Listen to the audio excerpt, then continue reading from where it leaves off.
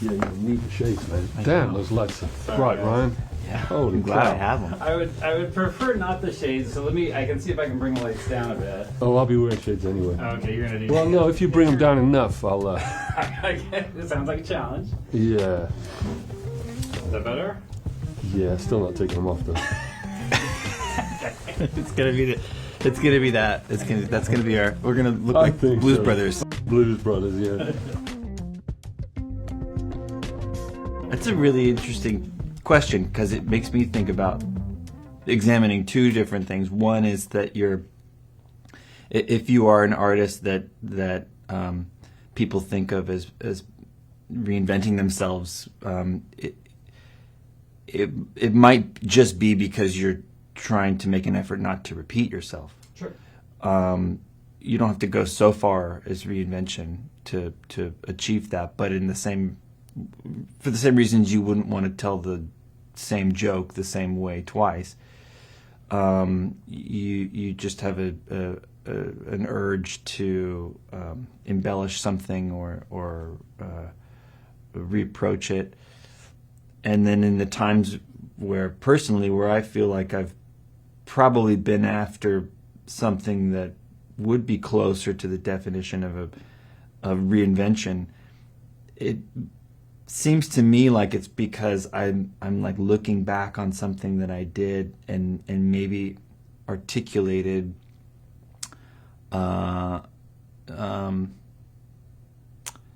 a degree where I'm like, oh, that was too stiff, or that was too folky, or that was, like it was. I can see my own motives in it, which I maybe that's what I am kind of.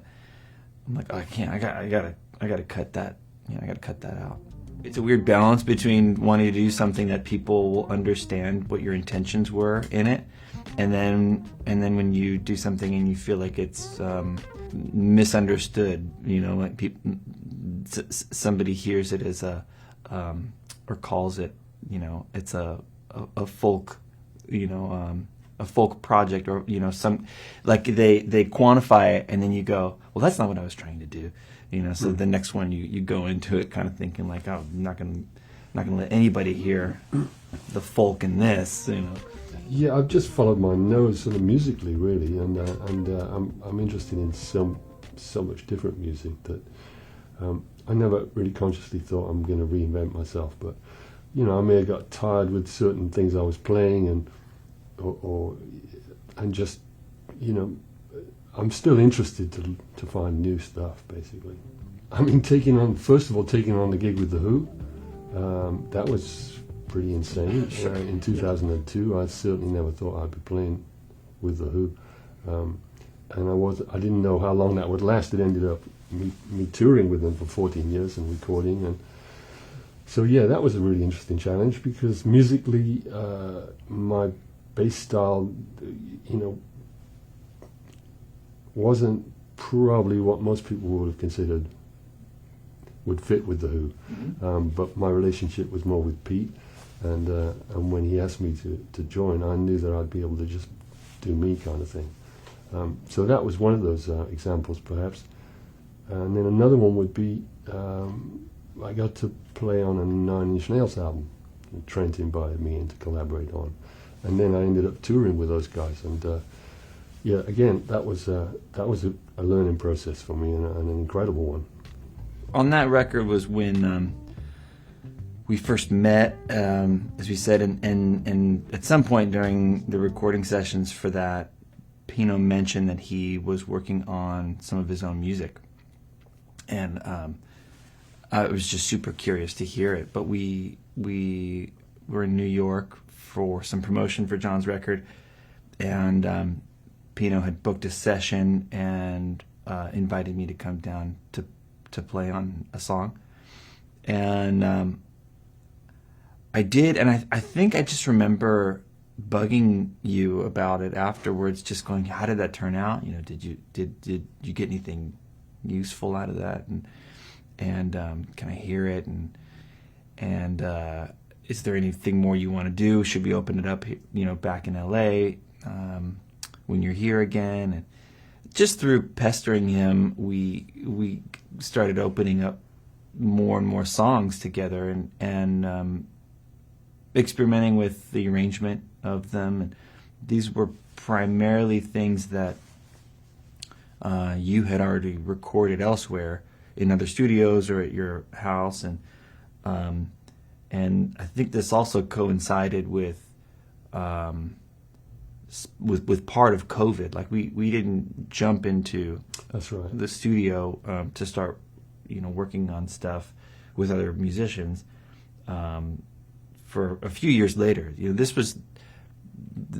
It was not clear to us that we were working on a record. This was just for fun, when we would see each other 6 Yeah. months, 6 Just months. opening up the files and checking them out and just playing around with them a little bit. Yeah. Checking out possibilities, yeah. Yeah, and that was like over the course of probably 2 or 3 years, and then I ended up in a studio, kind of home base, basing myself out of a studio called Sound City in L.A. here, and we were still working on some of your music, and so part of the record kind of became learning this new space, this new kind of creative atmosphere, and developing something of a recording from the ground up. And so our first record was sort of it depicted both of those creative processes.